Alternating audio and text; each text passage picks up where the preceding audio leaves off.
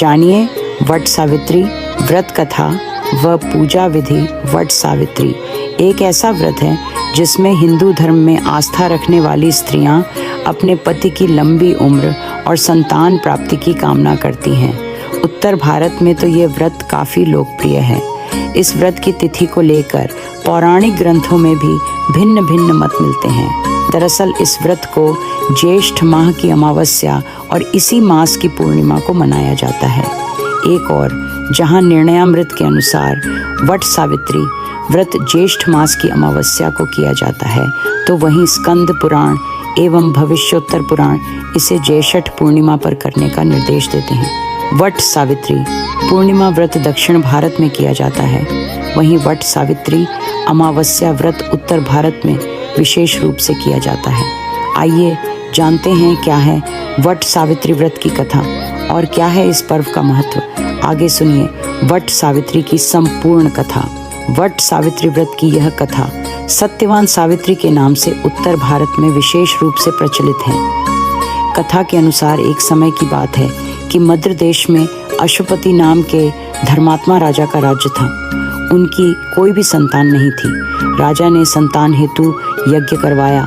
कुछ समय बाद उन्हें एक कन्या की प्राप्ति हुई जिसका नाम उन्होंने सावित्री रखा। विवाह योग्य होने पर सावित्री के लिए द्युमत्सेन के पुत्र सत्यवान को पति रूप में वरण किया। सत्यवान वैसे तो राजा का पुत्र था, लेकिन उनका राजपाट छिन गया था और अब वह बहुत ही दरिद्रता का जीवन जी रहे थे। उसके माता पिता की भी आंखों की रोशनी चली गई थी। सत्यवान जंगल से लकड़ियां काट कर लाता और उन्हें बेचकर जैसे तैसे अपना गुजारा कर रहा था।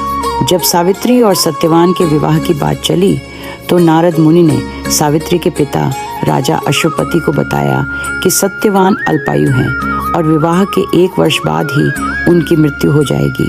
हालांकि राजा अश्वपति सत्यवान की गरीबी को देखकर पहले ही चिंतित थे और सावित्री को समझाने की कोशिश में लगे थे।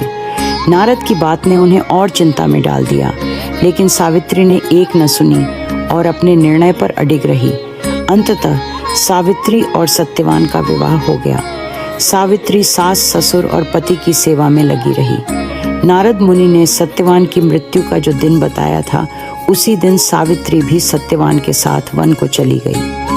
वन में सत्यवान लकड़ी काटने के लिए जैसे ही पेड़ पर चढ़ने लगा, उसके सिर में असहनीय पीड़ा होने लगी और वह सावित्री की गोद में सिर रखकर लेट गया। कुछ देर बाद उनके समक्ष अनेक दूतों के साथ स्वयं यमराज खड़े हुए थे। जब यमराज सत्यवान के जीवात्मा को लेकर दक्षिण दिशा की ओर चलने लगे, पतिव्रता सावित्री भी उनके पीछे चलने लगी।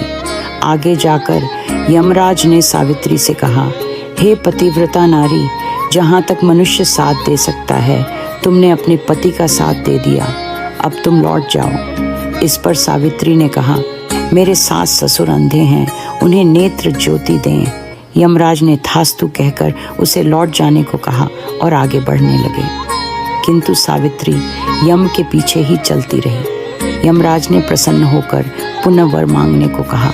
सावित्री ने वर मांगा, मेरे ससुर का खोया हुआ राज्य उन्हें वापस मिल जाए। यमराज ने तथास्तु कहकर पुनः उसे लौट जाने को कहा, परंतु सावित्री अपनी बात पर अटल रही और वापस नहीं गई। सावित्री की पतिभक्ति देखकर यमराज पिघल गए और उन्होंने सावित्री से एक और वर मांगने के लिए कहा। तब सावित्री ने वर मांगा, मैं सत्यवान के 100 पुत्रों की मां बनना चाहती हूँ, कृपा कर आप मुझे यह वरदान दें। सावित्री की पति भक्ति से प्रसन्न हो इस अंतिम वरदान को देते हुए यमराज ने सत्यवान की जीवात्मा को पाश से मुक्त कर दिया और अदृश्य हो गए। सावित्री जब उसी वट वृक्ष के पास आई तो उसने पाया कि वट वृक्ष के नीचे पड़े सत्यवान के मृत शरीर में जीव का संचार हो रहा है। कुछ देर में सत्यवान उठकर बैठ गया। उधर सत्यवान के माता पिता की आंखें भी ठीक हो गईं और उनका खोया हुआ राज्य भी वापस मिल गया।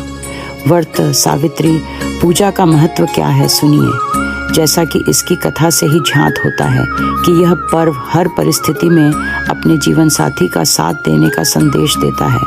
इससे झांत होता है कि पति और कच्चा धागा लपेटकर 3 बार परिक्रमा करे। इसके बाद स्त्रियों को वट सावित्री व्रत की कथा सुननी चाहिए। कथा सुनने के बाद भीगे हुए चने का प्रसाद निकाले और उस पर कुछ रुपए रखकर अपनी सास को दे। जो स्त्रियां अपनी सासों से दूर रहती है वे प्रसाद उन्हें भेज दें और उनका आशीर्वाद लें। पूजा समापन के पश्चात